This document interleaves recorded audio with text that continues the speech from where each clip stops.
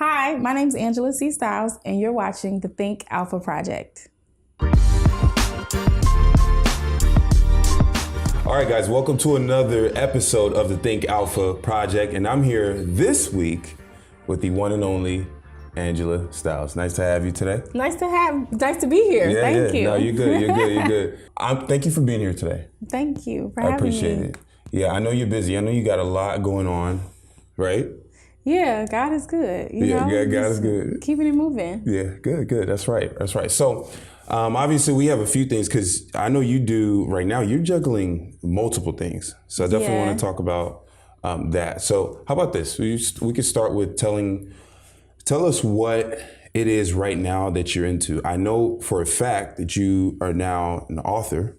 I am a new author, which is such a huge accomplishment to me because I never would have seen myself here. But it's like so cool to say, yes, I'm an author. Yeah. You're definitely an author. Yeah, and I'm looking at the book right now and I'm like, that is like, it's very well done. It's professional. It's clean. Thank you so much. It's not something you just threw up, on Amazon. No, I'm super proud of it. So just to give you a little bit of background on what I do, besides that is I am a professional hairstylist, celebrity hairstylist.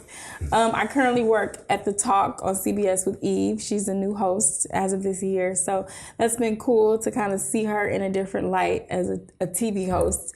So I do that. I also have a salon in West Hollywood.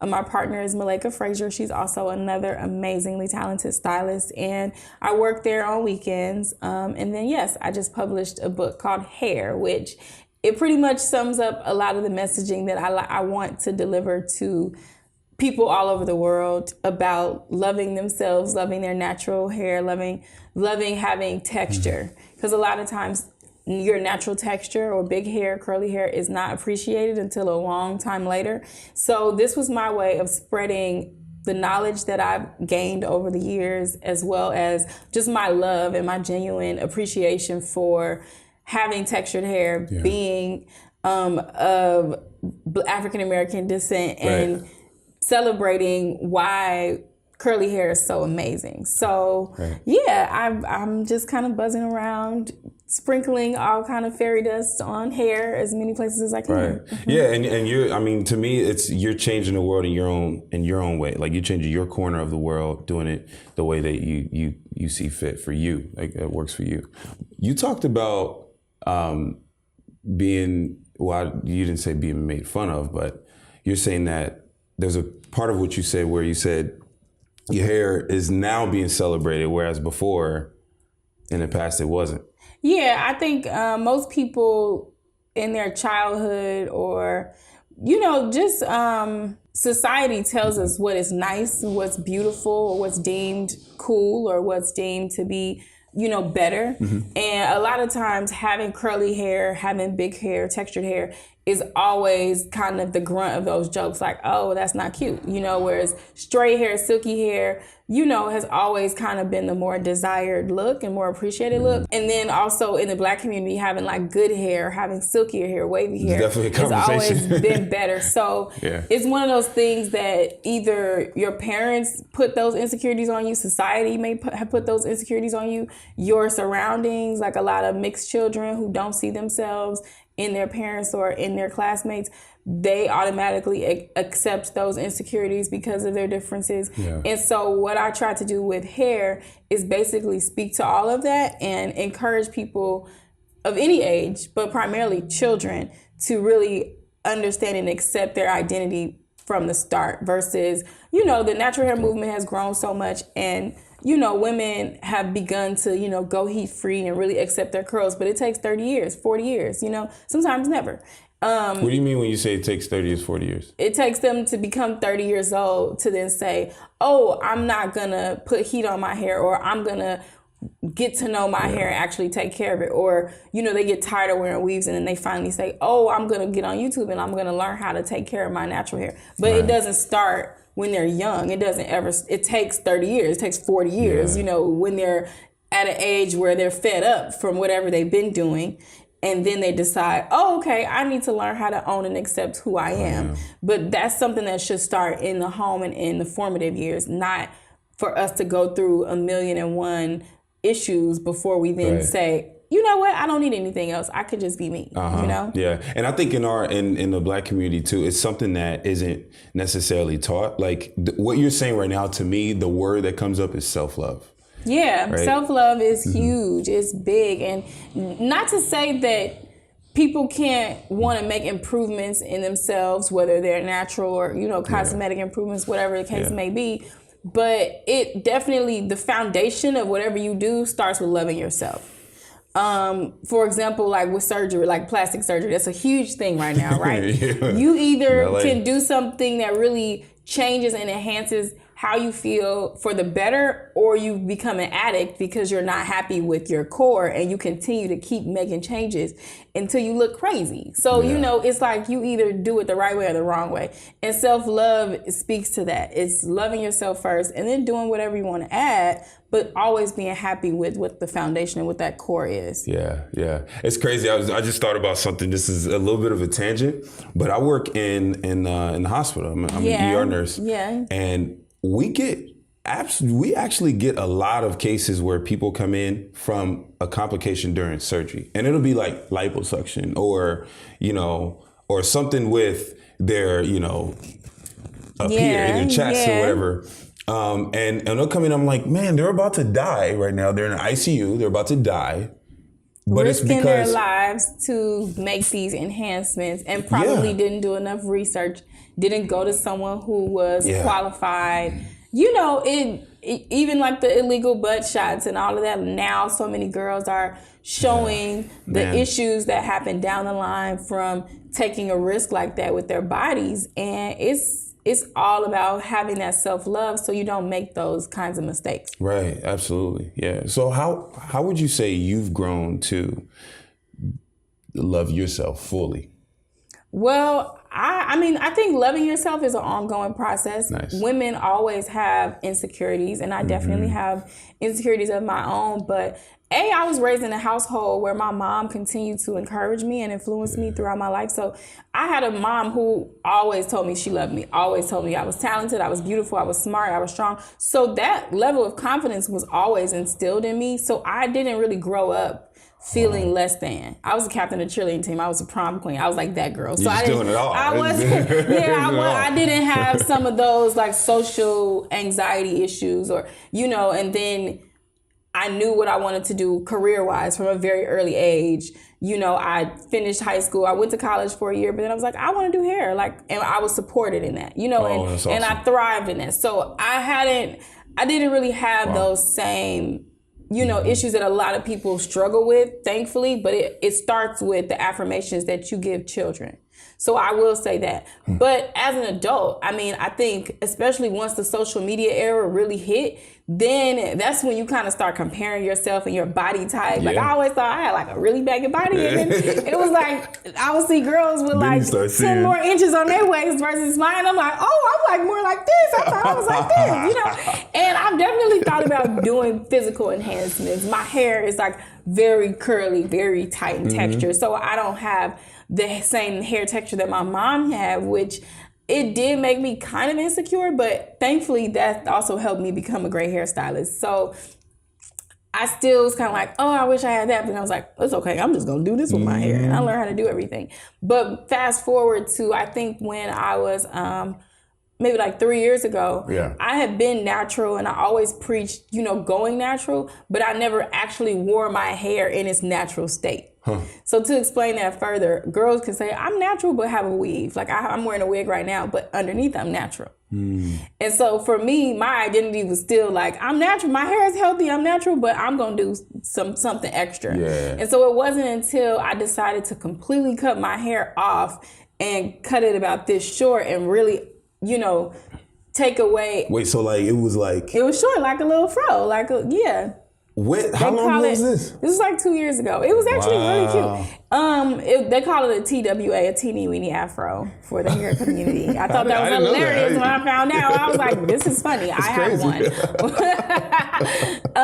And so once I did that, I really started to understand what a lot of girls would speak to about the journey, like the natural hair journey. I used to be like, oh, they're so dramatic. Like, oh, it's no journey. It's like you just go natural, whatever. But when you actually do start to see yourself without all those additions, and then you get really comfortable with it to the point that you actually don't want anything else, that really helped refine the messaging in my book, because I was learning to understand my hair in a different way than I had ever had. And even as a hairstylist, I was learning something different from a different perspective than I had ever had. And so I think that helps me to develop a new level of confidence. Right. And I wasn't wearing as much makeup, or if I was wearing makeup, it was, it was all to counteract my look with really short, natural hair versus trying to create this new person. Right. I was learning how to, build up my natural, look. And so I think from there, that was a huge growing and turning point in my life as an adult, was just to really appreciate who I am and really dig deep and understand what that is. And so now, obviously, I do wear weave again and wigs and everything, because I love changes. But the perspective that I have about why I'm doing it is different. Completely it's more of an appreciation for creating a look versus me needing to become more than who I am. Yeah. And a lot of girls, I know, a lot of girls aren't comfortable with seeing themselves without all of the maintenance that they get. You know what I mean? Right. It's like, once I take this weave out, can't nobody see me. I'm not, tied up. Yeah, it's like I'm hiding until my true self, which isn't really my true self, it's the self that I've created, is ready. Wow.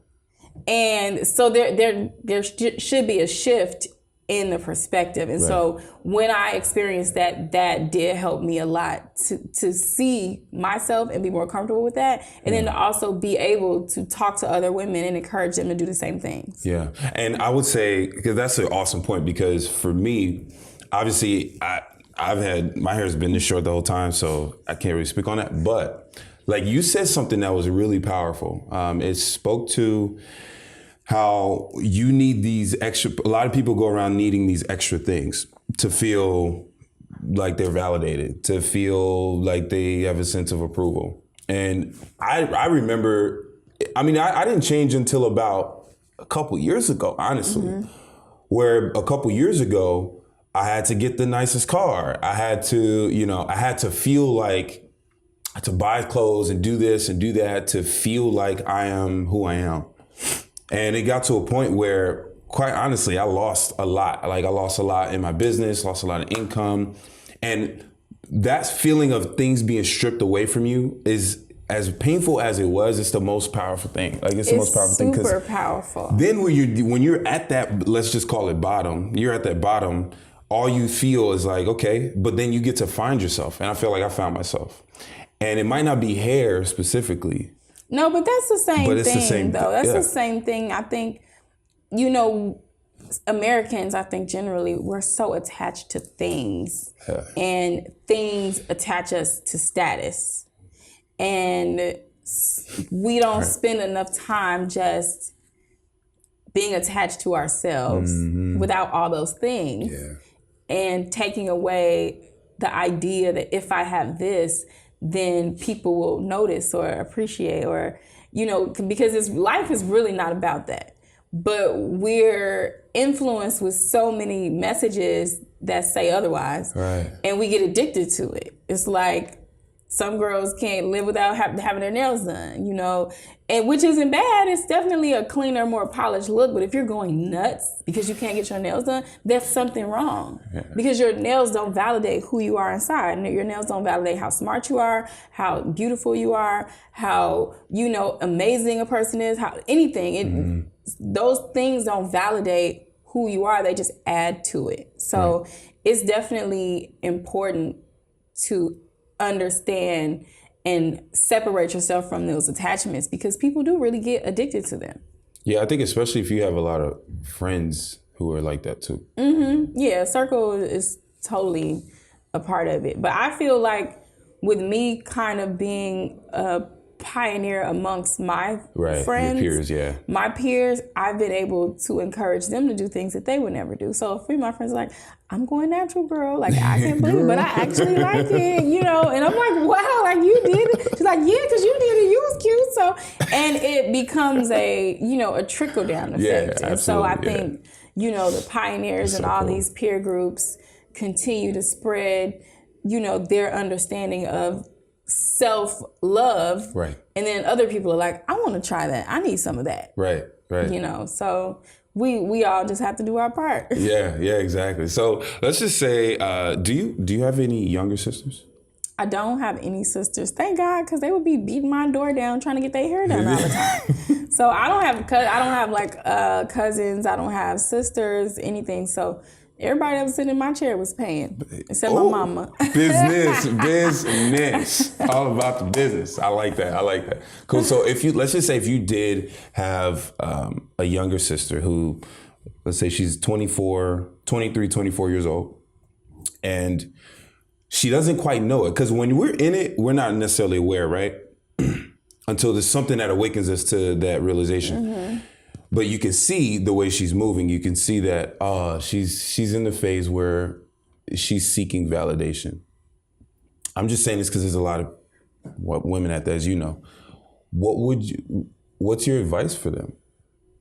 My advice for all of my sisters is to take away all those things and see who sticks around. And just do a test. Like, you know how people do focus groups? Do a focus group. And it's real. Allow the experience in that to show you who's real. If you value being played or people only being around you for what you have, then continue to be their friends once you get all your stuff back. But if you are really gonna take heed to your own study and see what the results are, then you'll know these people are not here for me. And usually in that same journey, you will find people who really are there for you because they're not attracted and attached to all those things, you know? But I think, honestly, the younger generation that's in their early 20s and below, they're a lot less connected to things the way our generation is. Oh, got it. So that's positive. But, you know, with all the influences coming from so many different directions, my biggest advice would be that, like, take away whatever it is you think is giving you this popularity, if it's not you, and put it away for a week and see who stays around. So you pretty much saying that you guarantee that some of your friends are there because of what you do for them or what you have? Me personally? No, not like in general. Yeah, for sure. I mean, everybody's superficial, so it's like it's people until you really go through the ringer with a person, you really don't know if they're there. Yeah, it's true. I mean, speaking of my own personal life, it's so many people who have come and gone who I know for a fact they were only in my life for what I could offer them or what I was doing at the time or who I was around. And slowly but surely, they fall off or they trickle off or you start to see their true colors. So it's better to test people and put people in certain situations so you can see faster versus wasting 3 years with somebody that's not your friend. So I would, if I had a little sister, I would be like, oh, okay, they kicking it with you because you getting all the new shoes. Here, we're going to Target. We're going to change your shoe game up real quick and see if them girls still want to hang out with you. See what they give you. Oh, they see you getting money all the time. Oh, okay, tell them you broke for a week and see if they want to kick it. See if they say they got you. Wow. Yo.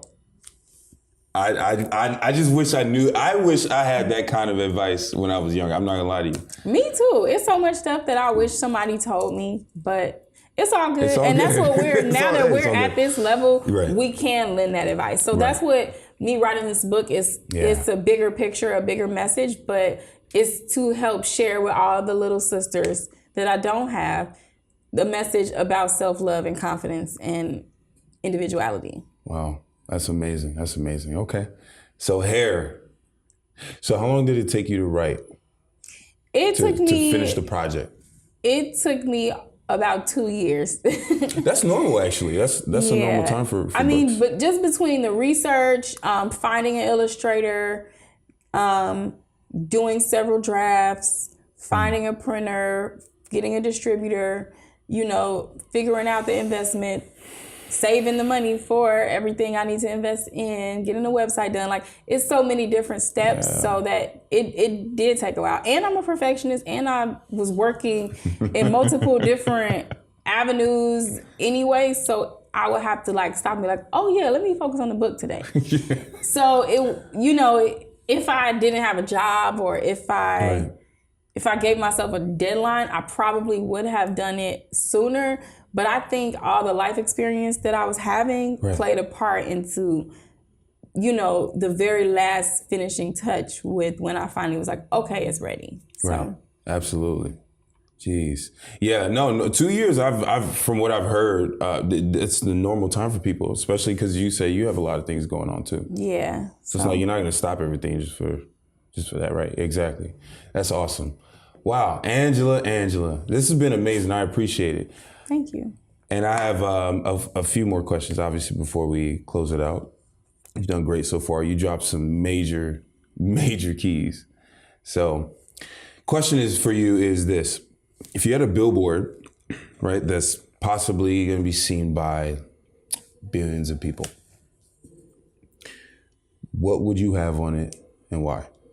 That's a deep question. I really wish I was prepped for this so I could have thought of something. No, take your time. It's supposed to be one of those first things that comes up. The first thing that's coming to mind is be the light. There, see? And I think I would want somebody to say that, to see that, just to inspire them to be positive. It's so much negativity going on in the world.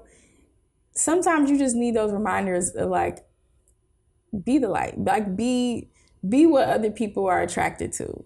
Be what people get energy from. Right.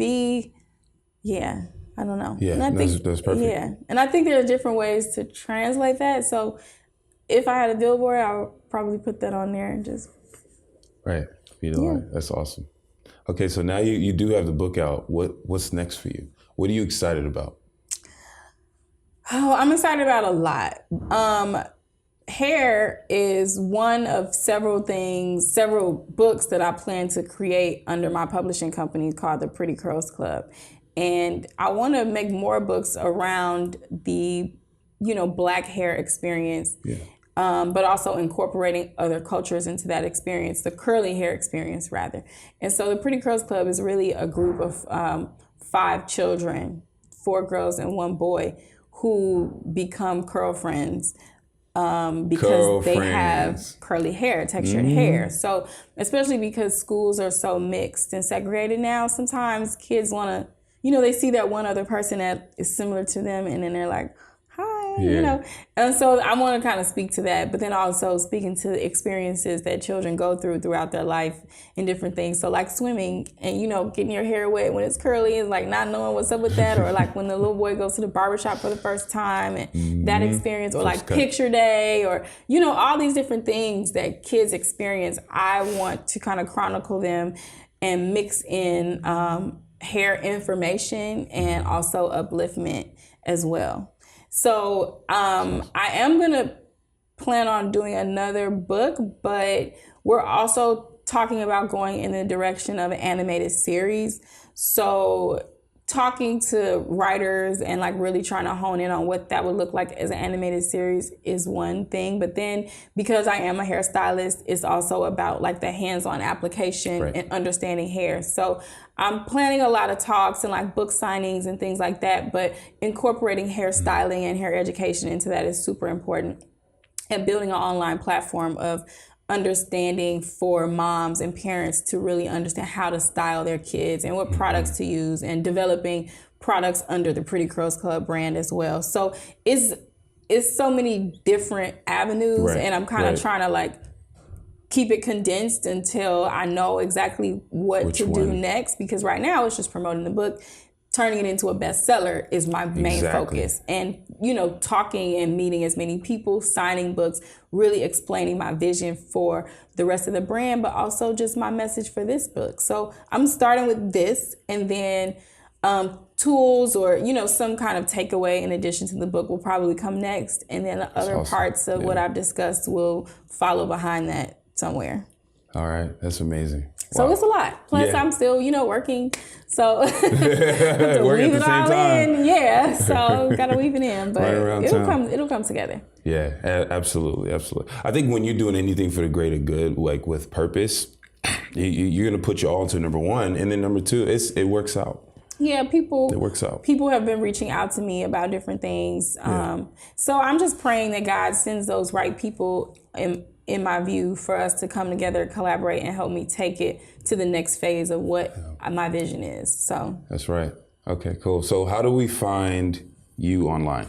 All of my socials and everything is at Angela C. Styles. And then the book itself is at prettycurlsclub.com. We also sell the book on Amazon and Target.com right now. I'm waiting for a few other outlets like Barnes & Noble and Walmart, but it'll come. The book just released last week, so I feel like we're doing pretty good. Working, yeah, absolutely. And wholesalers can also get the book on Ingram.com. Okay, wow. I was like, I just thought about Ingram. Okay, cool. That's awesome. Well, look. I am so proud of you. I think it's like I told you in the beginning, right before this, it's cool to see folks who look like you and me getting out there and making an impact. It's time. Yeah, it's past time. But honestly, our ancestors have been doing this for so long that we have all the tools and now we have the technology. Mm-hmm. And we got the sauce. So it's like tools, tech, and sauce like that only makes for like dopeness. And so I think we're able to see more of what other people are doing versus people would be doing something over here and somebody else is doing something over here. The information doesn't spread as quickly and it doesn't spread as fast. But right now, we're in the information age where everything is coming at you so instantly. You're seeing what people are doing in London. You're seeing what people are doing in South Africa, what people are doing in the States, from LA to New York. And so we're all being inspired on a quicker time frame, and we're able to produce and also to reach out to one another and collectively do things together. So I'm looking forward to seeing more innovation, more culture building for positivity, and just getting it. Just out here getting it. Awesome. Well, I appreciate it once again. Thank you so much. Thank you so much for having me. It was an honor to have you here. Like, the honor is mine. It's definitely an honor of mine. So thank you. Guys, once again, we have hair here. Make sure you pick up the book. You want to get it out real quick? Yes. There we go. Oh, that thing looks so pretty. Let's get the back. Hold on. Oh, that's the twist. Okay, cool. So, because I did have an afro when I was growing up with the pick. Exactly. Yeah, exactly. Our hair does the same thing, guys. So, guys, make sure you pick up that. Let's support one another. Hair. Pick up the book, Hair, Angela C. Styles. All right. So, I'm going to shake your hand. Thank you once again. Thank you. Appreciate it. Such a pleasure. Mm-hmm.